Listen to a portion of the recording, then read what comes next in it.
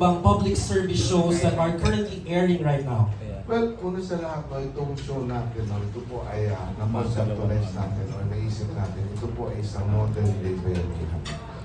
Hindi lang po ito yung one-time big times na binibigay natin solusyon. No. Hinahanapan natin, bumababa tayo sa ibaba, sa grounds, tinitingnan natin yung ugat ng problema, at tinitingnan natin kung ano po yung pangmatagalang solusyon. No. Yun po yung binibigay natin sa kanila. No.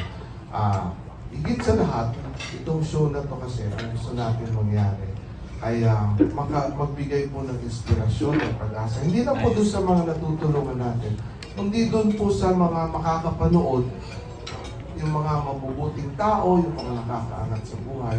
Gusto po natin na makita po nila ito at sana sila ay maingat yung tumulong din po na. Gayahin po yung ginagawa natin. Ito pong mga problemang nakita natin, sana makita ng mga nasa ibang lugar na kung may kaparehong problema, gayahin na lang po nila, no? Yung formula na ginawa natin dito, no? Yan po yung gusto natin, makahikayat po tayo ng mas maraming mga mabubuting tao, magagandang kalooban na tumulong. Hindi po natin pwedeng pabayaan yung ating po mga kasama, hindi po tayo pwedeng maging manhid, no? Yung lagi ko po sinasabi, hindi po tayo pwedeng maging manhid. Dapat po mga nangyayari po sa ating kapaligiran, alam po natin, dama po natin. Yan po siguro yung pinakaiba po nitong show na to. Hindi lang po ito one time, big time na tulong na gusto natin ibigay. Hindi gusto po natin ang matagalang solusyon po. Yung pong magkaroon po ng pagbabago yung buhay po ng ating pong natulungan. So, yan po siguro yung isang malaking pagkakaiba. Alright, thank you so much. Ayan, punta naman tayo, Miss Jelly. Siyempre, as a seasoned television host, siyempre ilang taon ka namin napanood sa SIS, and siyempre we're so glad that you're back. Na-mention mo na kanina, ano naman ang pagkakaiba nito? Because this is a public service show. How was the experience for you? From SIS na masaya lang, from face-to-face na nag-aaway, face the people, ito tumutulong. Sinusuyod ang buong Pilipinas, tapos humahanap ng mga taong maaaring matulungan, at tinutulungan sila without any agenda, and of course, hindi lang tulong na pang ngayon lang. Sinusiguro na itulong na magbibigay sa kanila is habang buhay. Magagamit nila habang buhay. So as a host of a program like this, syempre grateful ako for the opportunity. Hindi lang to masayang-masaya, it's really talagang hihimayin ang problema ng certain area, tapos aalamin kung paano ba sila matutulungan. Hindi po kami nagmamagaling, talagang bumaharap kami ng tamang solusyon, dinidiscuss namin ni Manoy with our experts kung paano ba talaga sila matutulungan, and I am just there actually to help them get to that decision. So, it's really something I am grateful na I am a part of. Kasi, while we've done a couple of episodes na na-realize ko na, there's change. Mapapalitan talaga yung kind of life na magbibigay sa mga tao nito. And I want to be a part of that. And I'm happy to be a part of that. Alright, well-researched at galing sa puso ng programa, no? Yes. I'm so excited for this. Punta naman po tayo kay Miss Sherilyn at kay Pat, kasi ang rinig ko, you will be the ones on site at talagang nandun kayo. Tell us about that without giving much away. Kwento niyo naman sa amin yung experience, no? Actually, kakarating ko lamang po galing Guimaras. Amoy Guimaras. Dagat pa po ako, hindi po mangga. Napakasarap po ng napakasarap ng experience, napakasarap ng pakiramdam. Sa bawat lugar po na aking nililisan, ang akala po nila, sila po lang ang natulungan. Pero sa totoo po, kaming lahat, dito sa programa, baon din po namin ang napakagagandang aral na napupulot po namin sa kanila. Namumold po kami sa mga karakter na parang hindi namin ine-expect na magkakaroon kami, nagkakaroon ng awareness. Yung na-mention ko na to sa isa sa mga interview, yung puso ng bawat Pilipino, yung puso natin talagang may kirot at lalabas po ang puso ng Pilipino sa bawat programa pong mapapanood niyo. Sa bawat episode na mapapanood niyo po. Patty? Agree ako dyan, Shay. Ito yung sa amin na para sa akin personally dahil first time ko ito. Kung noon ang napi-feature ko ay pagkain, travel, ito buhay ng bawat kababayan natin. Pangalawa, I get to travel. Buong Pilipinas ililibutin namin bawat lalawigan na kung saan meron palang mga ganito nating kababayan, yung community na hindi pa natin naririnig minsan. Ang importante marinig lang yung boses nila. Yan ang magandang tulong. Pangalawa maisa-isay natin yung bawat solusyon sa kanilang problema. Number 3, ako mismo yung mas marami ako natututunan at kami nga siya iiyak ng iyak na nahihirapan ako mag-interview sa mga kababayan natin dahil ramdam mo yung hugot, ramdam mo yung problema, mga pinagdaanan nila para marating nila kung anong nararamdaman nila at nararanasan nila. So grateful, nothing but gratitude ang nararamdaman ko. I'm just grateful to be part of this show. Alright, maraming salamat. Si Manoy, ang ninong ko, simula na po yan ngayong linggo, 7 in the morning. The floor is now open for questions. Pag meron po kayong katanungan, itaas lamang po ang kamay, pakistate po ng affiliation at ito. Ito po, lalapit po. May lalapit po, taas lang po ng kamay. Magandang gabi po. Ako si Robert ng Manila Bulletin. Kung I'm sure yung 7 a.m. pinag-aralan niyo po yung schedule na yan. Parang, bakit po yan ang napili yung schedule 7 a.m.? Well, hello. Well, una sa lahat, ito kasi po yung oras, di ba, na pagkalinggo tayong mga Pilipino, yung buong pamilya, nandiyan po, no? Linggo, dahil walang trabaho, naghahanda ng almusal, tapos naghahanda magsimba, no? Pumunta. So, ito po ang oras na napili natin kasi gusto po natin ito na mapanood po ng marami o bawat isang pamilyang Pilipino, no? Kasi ito po yung programa na to para po sa kanila to. Hinanda natin ito para po sa kanila. Kaya tingin natin ito pong 7 o'clock in the morning, ito po yung bawat isang Pilipino, no? Paglinggo, nandyan, pamilya magkakasama, naghahanda ng almusal, maybe yung nanay nagluluto po ng almusal, no? Naghahanda magsimba, yung mga ganun. So, ito po yung oras na tingin natin na pinakatugma po dito. And then, paano niyo po pipili itong mga beautiful girls natin na po? Berkeley's Angels. Parang napakahirap yung tanong na yun. Paano ba? Pwede ba hindi sagutin yun? Bakit ayaw mo sagutin? Doon na ako kinakabahan. Yung kaba ako talagang lalo akong kinakabahan eh. Nagba-blackout na nga ako eh. Well, lahat po sila magagaling, no? And una sa lahat, siguro, to be honest, tinignan namin yung pong, of course, yung character, yung pong kanilang puso, no? Kasi itong show po na to, talagang ang pinaka-purpose po nito ay hindi lang po isang show na may puso, no? Dapat lahat po kami rito, unang-una sa lahat na requirement yung pong may puso, no? Kasi yun po ang objective ng show na to. Hindi lang isang show na may puso. Ang gusto po natin mangyari ay magkaroon po ng isang lipunan na may puso. Lahat po tayo, lahat po, sana magkaroon po ng puso nito kasi doon po magsisimula. Yung tulong, yung gusto namin mangyari, diyan po magsisimula sa puso. Okay, last question po. Sa aking mga co-host, yung Patricia, yan na kaya Sherry. Your first reaction when you were offered na mag-host kayo ng public service po? Ako na lang. Mauna. Sobrang excited po ako. Unang-una, nakapag-host na rin ako. So parang na-miss ko. Pero nung kalauna na naiintindihan mo kung ano talaga yung plataforma nung programa, talagang katulad nila, sobrang grateful din po ako. Tsaka pinagdasal ko na matuloy kasi medyo nagkaroon po ng conflict dun sa isang show. So talagang to the extent na talagang nakiusap po ako sa GMA Sparkle na please, parang awa nyo na, ilabas nyo na po yung permission na magawa ko po ito kasi talagang excited po akong gawin.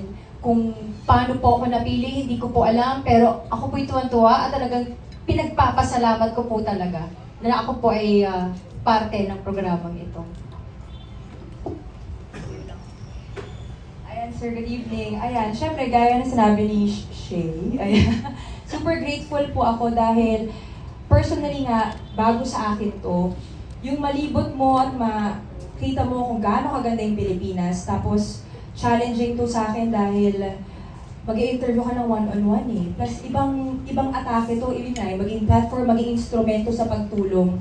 Lahat to bago sa akin, so I'm very grateful. Honestly, nung una, parang, ano yan? ano yung tema? Paano? Sino kasama? Ano mangyayari?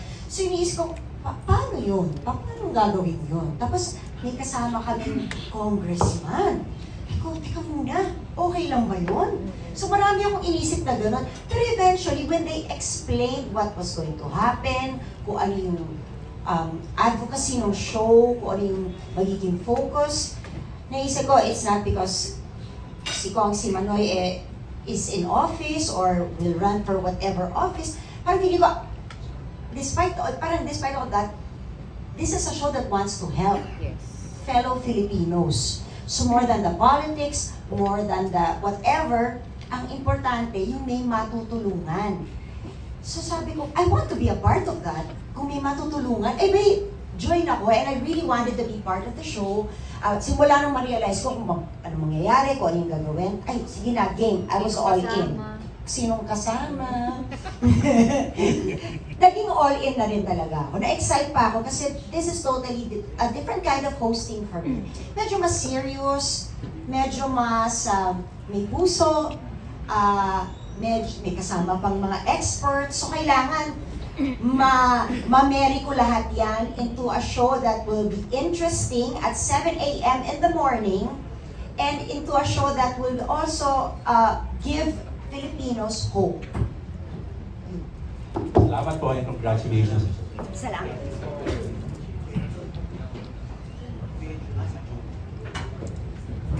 Yes, good evening. Yan. Kong, yan, syempre, nakakatuwa, you have a show na. Kasi pinag-uusapan ka na rin, no? The first time I saw it sa birthday ni Jinggoy. Sabi, ayun si Kong Wilbert Lee, ang tunog-tunog na po ng pangalan nyo. Totoo bang isa ka sa i-expect namin next year na tatakbo into a higher position po? Siyempre, kailangan linawin na natin. May isang taon na lang po. Kasi bulong-bulungan nga doon sa birthday ni Jinggoy, tatakbong senator si Congressman Wilbert Lee. Tapos sabi niya, magaling yan, ganyan. Di ba? Ang bonggang mga usapan sa inyo. Galing ka? Parang lagi ako Lalo kinaba. parang yung press con pala ng pag ganito yung entertainment press, mas mahirap pala yung mga tanong. Diretsahan kasi, pero at least hindi formal. So kahit ano sabihin mo, go! Well, actually, matagal na po tayong tumutulong na tahimik lang. No? Ang gusto lang talaga natin actually, no? Makatulong tayo. No? Ito pong ating mga kababayan, talagang gusto natin, no? Puntahan natin sila, gusto natin silang, itong mga kababayan natin na araw-araw nakikibaka, araw-araw na humaharap, no? Sa paghamon, sa pagsubok, sa hirap po ng buhay. Gusto natin po silang puntahan, no? Gusto natin silang maabot, kahit masabihan man lang natin sila na meron pang pag-asa. No? Maramdaman lang nila na meron silang matatakbuhan, may nakikinig sa kanila. Yun po yung gusto natin mangyari. No? So, matagal na po natin ginagawa actually ito. No? Yun nga lang ngayon, gusto natin kasi na mas marami po tayong maabot. No?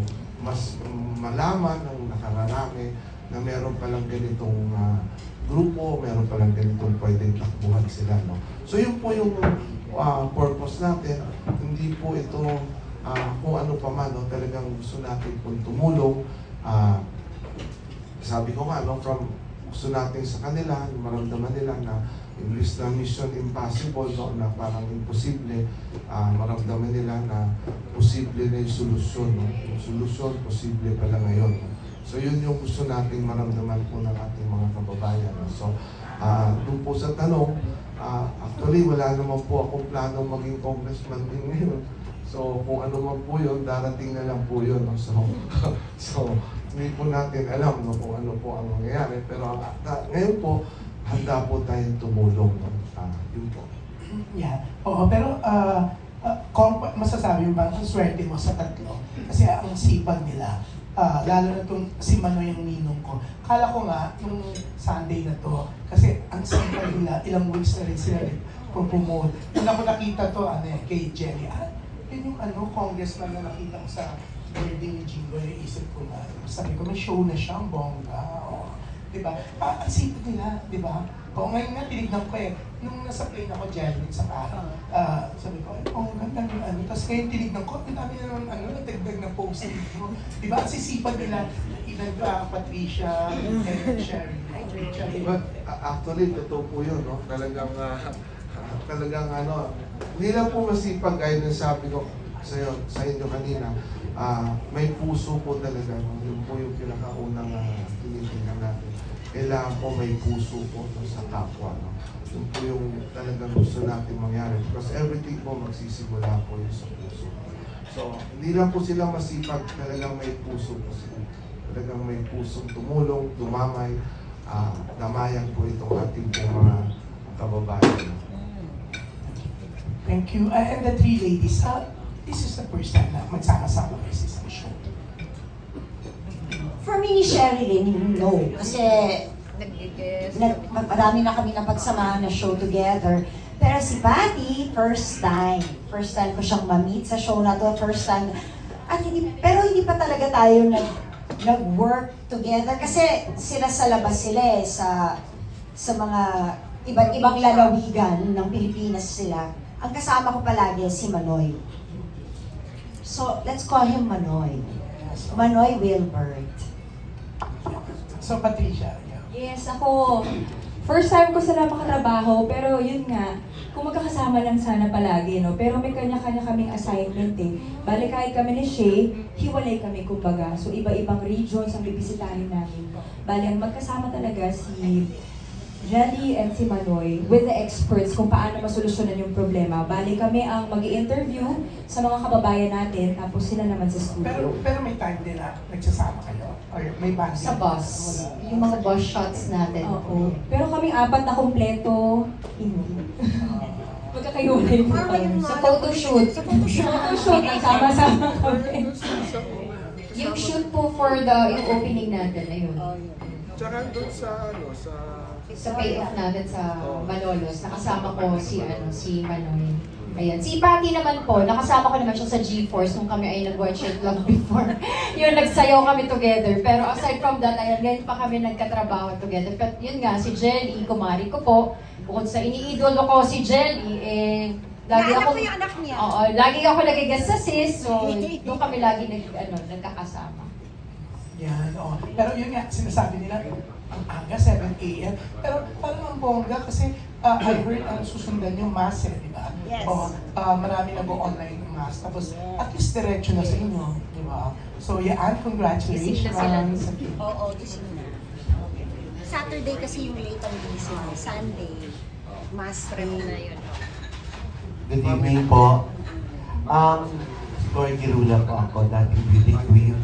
Ano daw? Beauty queen. Nag-react kayo, di ba? Since para medyo mababawasan yung kaba ni Kong, di ba? Since gusto matawaging Manoy at ang ganda ng title, si Manoy ang ninong ko. So balikan mo yung mga inaanak niyo po. Di ba? So pwede mo pa kayong makahabol ng pamasko. Di ba? Matagal malayo pa ang Pasko, Gorgie. Pwede pa makahabol. Wala, Feb pa lang, bukas pa tulad mo March.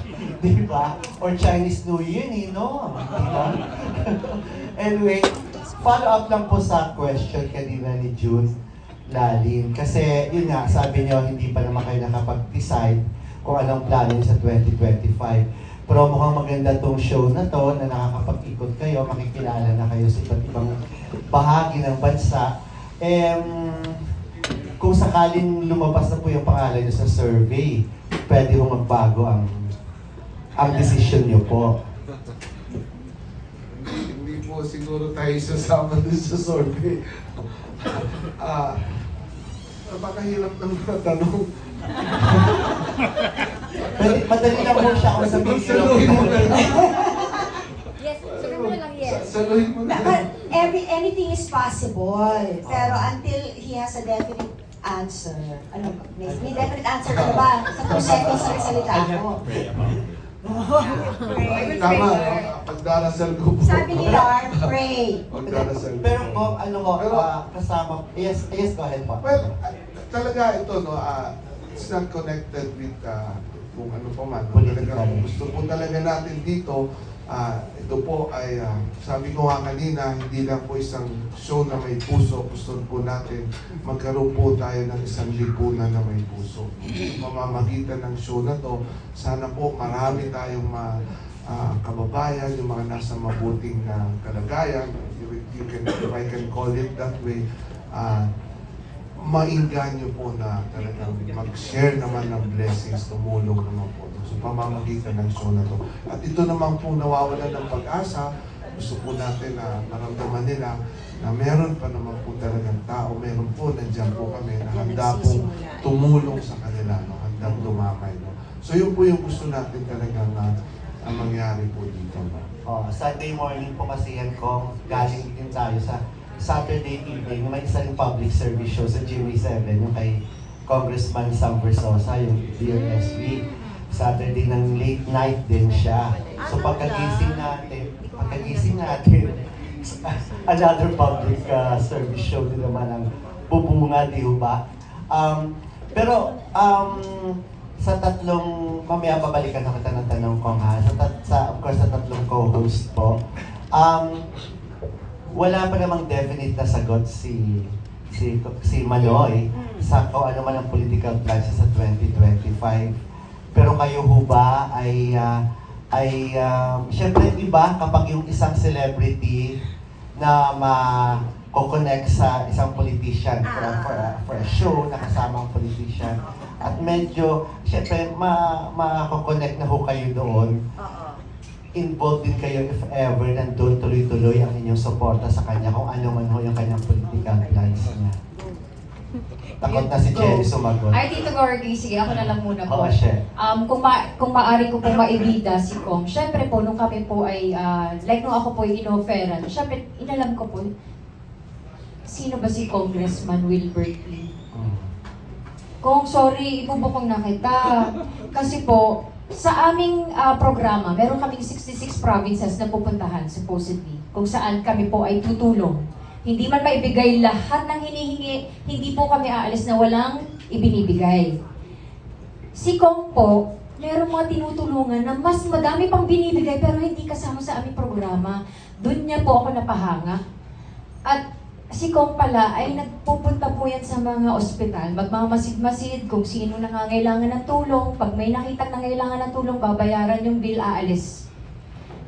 Ngayon lang po kasi ako nakarinig ng ganun. So, nun pa lang talagang sabi ko, tama lang na nandito ako sa show, tama lang na kahit pa paano, syempre, nandun na po ang suporta ko, 100% kay Congressman. Kung saan man po siya abutin. Dahil, nasabi ko na rin po ito, napakaganda po ng kanyang puso. Nakawa na rin ako sa kaba mo. Eto na po, sir. Ako, naniniwala ako na I can make plans but the Lord will determine my steps. Naniniwala ako po na magandang plano po doon ni Lord na maging daan po at instrumento. Naniniwala rin po ako sa I trust good judgment of GMA and Sparkle Management na hindi bibigay sa akin to na ikakapahamak ko. And then, kung sakali man, Manoy, na ikaw ay tatakbo, sabihan niyo po kami at willing po kami syempreng suportahan siya dahil hindi po kami magtatrabaho dito kung hindi kami naniwala sa kanya. Yun lang po. And finally, at siguro may isip ko yung sagot siya. Nakapag-isip na ako ng very, very light. Kaya ako sila pinahuna. Kasi ano nga ba isasagot ko?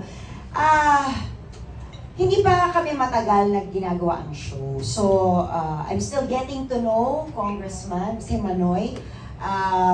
Pero naaalala ko nung isa sa mga una naming pagkikita, hindi pa kami nag-start ng taping. Nasa pictorial pa lang ata tayo nun. Sabi niya, hindi, gusto ko talaga ganito, makatulong, gawin ito. pero hindi lang titigil sa atin. Na baka sana makainganyo tayo nang hindi lang ako as a congressman, pero may iba pang maki-join para tumulong. And nung sinabi niya parang, so talagang gusto lang niyang makatulong at sana maging movement itong ginagawa natin. Na parang, isn't that ideal? Kasi we all say, ay nako, ganito yan. Ay nako, Pilipinas, ganito. Crowd mentality, all for what? All for yourself, selfish, blah, blah, blah, blah, blah. Pero here's someone who really wants to help. Mag-isa, ang hirap kaya gawin yung tatayo ka, gusto ko tumulong. Ang dami-daming Pilipino na kailangan ng tulong. Tapos siya, nag-raise ng hand. So for him to do that, feeling ko parang, may courage, may kusang loob, and apparently, nalalaman ko rin through everybody, like si Shay, na ginagawa pala talaga ni Manoy yan, na hindi kailangan na nakikita siya. Pero feeling ko kaya niya gustong makita this time kasi gusto niya na hindi lang siya, maliban sa gusto niya mag-artista, na hindi lang siya ang tutulong. Na baka makahikayat pa siya ng iba na maaaring makatulong na jumoin sa movement na ito. Which I think is such a noble thing to do. Parang dun ako believe. So, if he asks or if pwede, syempre tutulong din ako. Basta call my name and I'll be there. Etchos. Okay, last na lang po sa inyo lahat. Baka meron kayong pwedeng ma-share na kung gaano na pa kayo katagal na nag-taping, meron pa kayong hindi na nakakalimutan o na-experience sa mga napuntahan o na-cover ninyo ng mga natutulungan. Baka pwede nyo ma-share briefly. Sige, go Pat. Sige, dahil magkakahiwalay kami at nilibutin namin ang bawat lalawigan, nagsimula kami mag-shoot October last year. So talagang pinaghandaan at pinag-isipan itong bawat episode. So ang hindi ko makakalimutan, last week lang ito, sa Sitio Paring, sa Ilocos Sur. So ang biyahe namin from Lawag, drive kami ng 2 hours to Santa Maria, tapos 2.5 oras ulit na matagtaghan na talagang bangin yung dadaanan na may bakas ng landslide yung sa Sitio Paring. Ang napuntahan namin doon, yung hirap pa lang ng pagpunta, tapos yung mga magsasaka doon, mga estudyante, nagigising ng 3 to 4 a.m. para pumasok, maglakad sa bundok ng 2 oras araw-araw na madilim, na walang ilaw. So imagine mo 4 hours yan per day na tayo natutulog pa, sila gising na. Yung eagerness na lang pumasok, kahit ganun yung nararanasan nila. Yung safety, yung worry ng pamilya, kung safe ba sila makakauwi. Tagos yun sa puso na yung bawat nakausap naming kababayan, ramdam mo yung pag-asa nila kahit ganun yung nararanasan nila. So malaking impact sa akin and I'm sure sa mga kapusong manonood na mga manonood na susuporta sa show namin. So patikim pa lang yan. So bawat episode ang maganda iba-ibang storya. Hindi lahat agriculture. Hindi bawat may kanya-kanyang kwento from individuals to group to mga association, iba-ibang kwento, iba-ibang storya, iba-ibang problema sa bawat episode na yan ang kahit ako inaabangan ko. At nilook forward ko kung ano namang next to challenge at pagsubok na pupuntahan namin. So Pat, sa di ba, sa Sitio Paring, sabi mo? Yes po. So siguro pwedeng alamin ni Kong kung sino congressman dyan sa lugar na yan. Wala pa rin ilaw ngayon, di ba? How about you, Sherry? Tito Gorgie, dito ako biglang kinabahan. Kasi parang pumasok po lahat sa akin. Tinanong ako, anong favorite na episode mo? Parang lahat. Kasi po, umiyak ako sa lahat. Bakit? Sa Pangasinan, may 8 nagpakamatay dahil sa utang. Sa Guimaras, yung isang nanay na vegetable grower, nag-aalaga ng asawang na stroke, nagpapaskwela ng mga anak, may apong may kidney cancer, 8 months old. May mga ganun pong may isa, in-interview ko siya, after 9 years pa lang siya nakabalik doon sa lugar na yun kung saan namatay yung kanyang asawa. Pero dahil magiging instrumento siya sa pagtulong ni Manoy, na mabigyan sila ng kung ano man ang kailangan ng kanilang organisasyon o asosasyon, talagang parang doon nag-umpisa na, sige, mag-move on na ako, time for healing. Pero 9 years siyang hindi bumalik sa lugar na yun. Yung mga ganong pagkakataon po na mahirap yung mga lugar na pinupuntahan namin. This is not just a travel show na makikita mo ang ganda ng Pilipinas. This is not just a travel, this is not yung, kailangan maganda ka. Hindi. Kasi, mga sulok-sulok yung pupuntahan mo. Hindi ka pwedeng, malapit sa hotel. Hindi ka pwedeng humingi ng magandang standby area. Lahat ikaw ang mag-a-adjust. At sa pagkakataon pong yun, natututo kang mas maging humble. Natututunan mo na maging grateful. Bakit? Ang buhay po nila sobrang hirap, pero sobrang nilang saya in a way because family magkakasama, because they're full of hope, punong-puno po ng pag-asa, hindi nagagalit sa Diyos. Bakit ako magko-complain na mainit? Papayungan ako, hindi kuya, huwag mo akong payungan, nakakaya naman sa mga to, papayungan mo ako, lahat sila nakabilad sa araw. Yung mga ganun po, napaka-humbling, ng experience, napakaganda. Kaya kailangan niyo pong panoorin every Sunday talaga. Jel? Meron ka? Saan ba ako? Kasi nasa loob lang. Goto. Nasa loob lang kasi ako ng studio with So, ang Manoy. ganda ng buhay mo, no? Ang mahirap sa buhay ko is hahanap kami ng solusyon, hahanap kami ng paraan, kung yung tamang paraan na makakatulong sa mga buhay nila. Dahil, pag inisip mo, yung pagpunta pa lang ng show doon, nagbibigay na ng pag-asa. Yung pa lang yung first step, kasi lahat sa kanila, karamihan sa kanila, parang wala ng hope.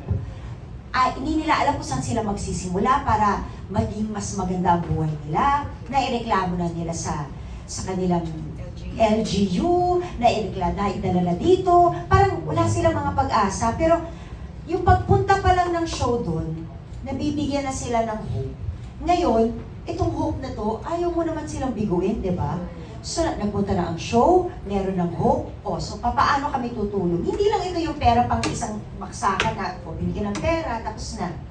Kailangan makagawa ng solusyon sila, Manoy, at yung mga experts, ng paraan na masusustain nila kung anumang tulong ang ibibigay sa kanila. So, hindi lang yung bibigyan ng puhunan, pero kailangan ituturo rin sa kanila kung paano hahawakan yung perang yun. Kung paano yun mapapalago, binigyan ng traktora, kailangan matutunan din nila hindi lang gumamit, kundi kung paano i-maintain. Yung mga bagay-bagay na yun ang hinihimay namin sa studio. So sila, na-experience nila yung talagang pinagdadaanan ng mga kapwa Pilipino ngayon at mga problema nila. Kami tinatry namin, paano ba natin sila matutulungan?